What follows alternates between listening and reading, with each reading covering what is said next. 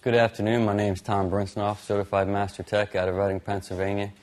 And today I'm going to talk a little bit about how much gas does your manual transmission save.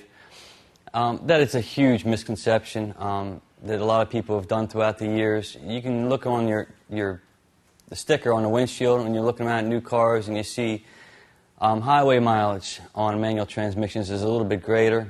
It basically is all going to fall back and depend on your driving habits, whether you like to fly down or pull out fast.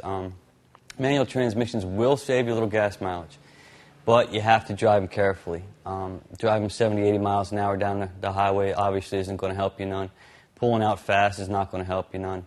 But if you drive it responsibly, keep it right around the speed limit, 55, 60 miles an hour, it will save you a little bit, but typically not any more than 10-15%. But hopefully that'll sum it up for you.